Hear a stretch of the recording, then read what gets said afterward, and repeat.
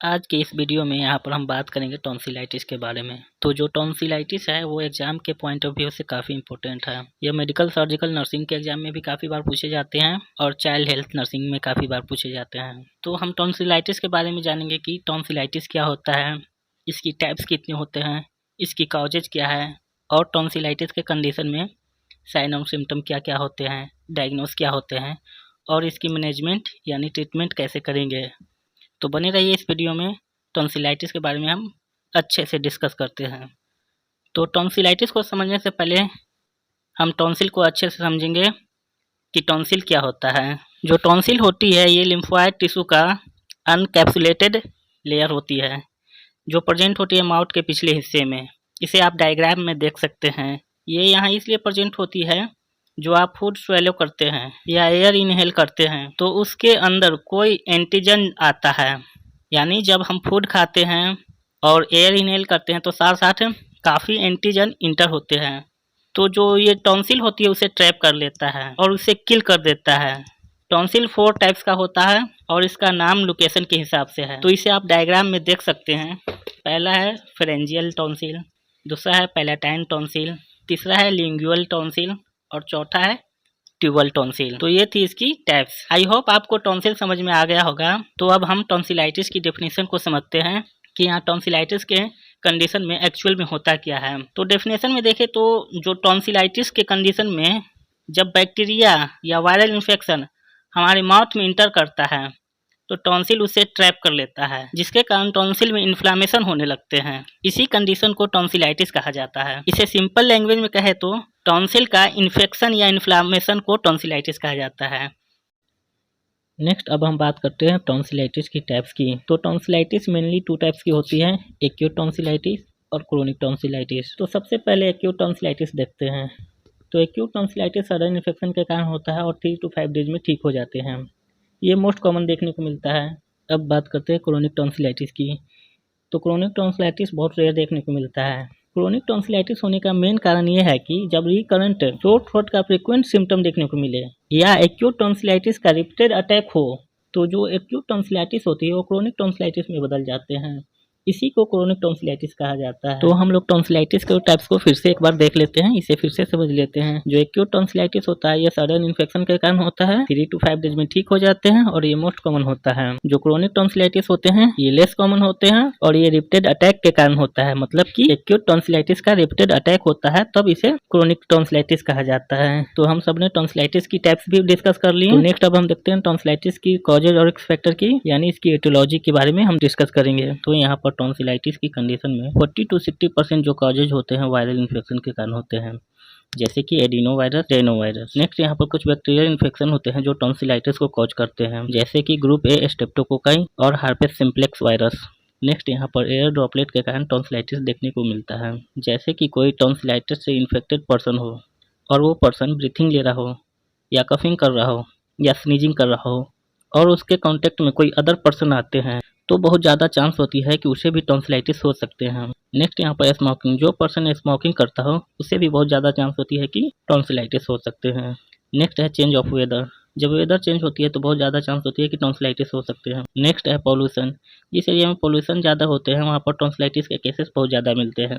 Next है week immune system, जिस भी पर्सन का इम्यून सिस्टम लो होता है तो उसे बैक्टीरियल इन्फेक्शन या वायरल इन्फेक्शन या किसी भी प्रकार के इन्फेक्शन से लड़ने की क्षमता बहुत कम हो जाती है, तो उस केसेज में किसी भी डिसीज होने का चांसेस बहुत ज़्यादा होती है। नेक्स्ट कॉजेज है एलर्जी फ्रॉम डस्ट और फ्यूम्स, मतलब कि यहाँ पर कोई भी पर्सन को डस्ट से या फ्यूम से एलर्जी हो तो उसे बहुत ज़्यादा चांस हो कि उसे टॉन्सिलाइटिस कॉज कर सकता है। तो ये थी इसकी कॉजेज और रिस्क फैक्टर।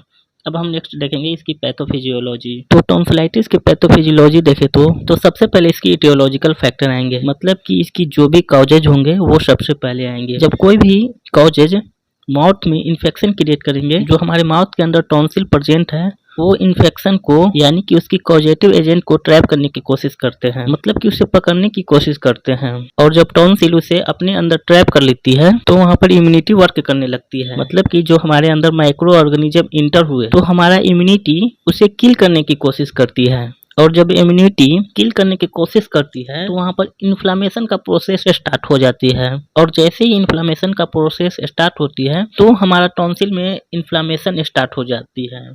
और उसका साइन दिखने लगता है, मतलब कि इन्फ्लामेशन का साइन दिखने लगता है। तो जब इन्फ्लामेशन का साइन दिखने लगता है तो हमारा बॉडी कुछ सिम्टम्स शो करने लगती है, जैसे कि फीवर, सोर थ्रोट, ईटीसी, और इसी के कारण टॉन्सिलाइटिस होती है। तो ये था इसकी पैथोफिजियोलॉजी। नेक्स्ट अब हम बात करेंगे साइन और सिम्टम की। तो यहाँ पर टॉन्सिलाइटिस के कंडीशन में क्या क्या साइन और सिम्टम देखने को मिलते हैं उसे देखते हैं। तो सबसे पहले टॉन्सिलाइटिस के कंडीशन में सोर थ्रोट देखने को मिलता है। नेक्स्ट है थ्रोट पेन। टॉन्सिलाइटिस के कंडीशन में थ्रोट पेन देखने को मिलता है, मतलब कि गले में पेन होती है। उसके बाद नेक्स्ट देखे तो डिफिकल्टी इन स्वेलिंग, मतलब कि स्वेलिंग करने में डिफिकल्टी होती है, इसी को डिस्फेजिया भी बोला जाता है। नेक्स्ट है पेनफुल स्वेलिंग, मतलब कि जब हम फूड को स्वेलिंग करते हैं तो उस टाइम हमें गले में पेन होता है, इसी को एडिनोफेजिया भी बोलते हैं। नेक्स्ट देखे तो enlargement of lymph node in the neck, मतलब कि हमारे नेक के सराउंडिंग जो भी लिम्फ नोड है उसमें इनलार्जमेंट हो जाएंगे। नेक्स्ट सिम्टम है बैड ब्रेथ। तो टॉन्सिलाइटिस के कंडीशन में बैड ब्रेथ भी होते हैं,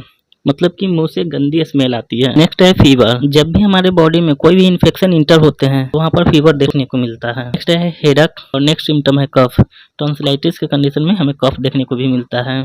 तो ये थी इसकी साइन और सिम्टम। नेक्स्ट अब हम बात करते हैं इसकी डायग्नोस्टिक एवल्यूशन की, मतलब कि टॉन्सिलाइटिस के कंडीशन में हम क्या क्या इसकी टेस्ट करेंगे। तो टॉन्सिलाइटिस के कंडीशन में ज़्यादा टेस्ट देखने को नहीं मिलता है।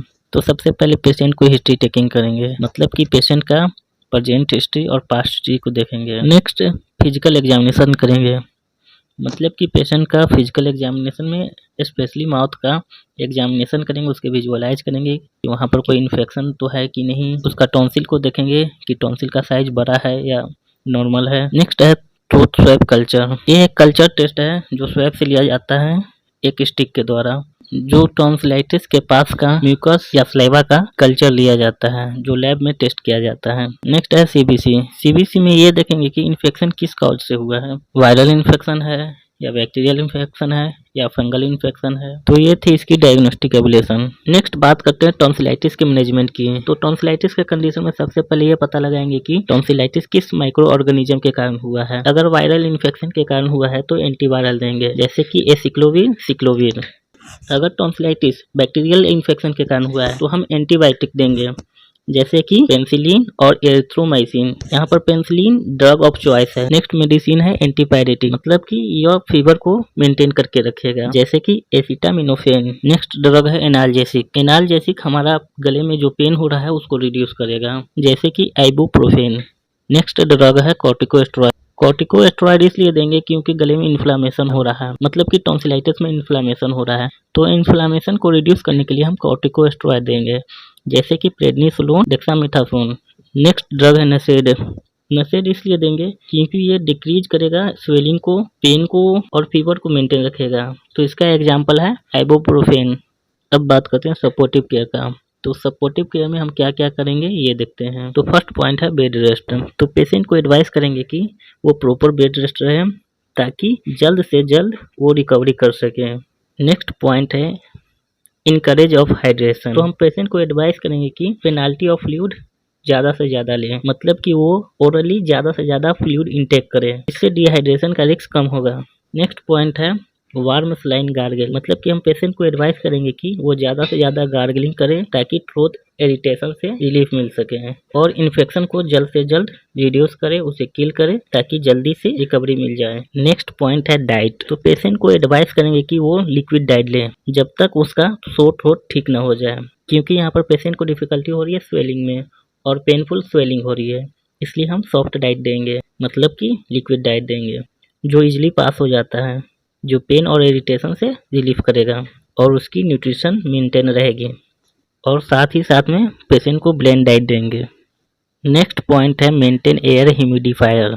इसमें पेशेंट को एडवाइस करेंगे कि वो ह्यूमिडिफायर का यूज करें, जो ड्राई एयर होंगे उसे एलिमिनेट करेंगे और सोर थ्रोट को इरिटेशन से रिलीफ करेंगे। नेक्स्ट पॉइंट है अवॉइड इरिटेंट्स। इसमें पेशेंट को हम एडवाइस करेंगे कि वो सिगरेट स्मोकिंग ना करें और क्लीनिंग प्रोडक्ट का यूज करेंगे ताकि वो थ्रोट इरिटेशन से रिलीफ दे सके। नेक्स्ट पॉइंट है आइस कंप्रेशन।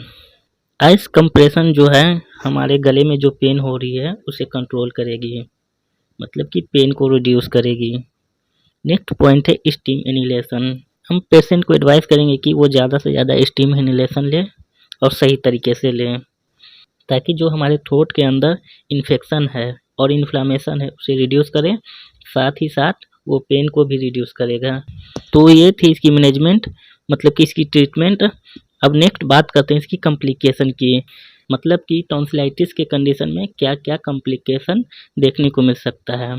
तो पहला पॉइंट है पेरिटॉन्सिलर अब्सेस, नेक्स्ट पॉइंट है पैराफेजियल अब्सेस, नेक्स्ट पॉइंट है ओटाइटिस मीडिया, नेक्स्ट पॉइंट है रूमेटिक फीवर और लास्ट पॉइंट है निमोनिया। तो ये थी इसकी कॉम्प्लिकेशन, मतलब कि टॉन्सिलाइटिस की डिसीज में ये सब कॉम्प्लिकेशन देखने को मिल सकता है। तो आज का वीडियो में बस इतना ही, मिलते हैं नए टॉपिक के साथ नेक्स्ट वीडियो में। Thank you.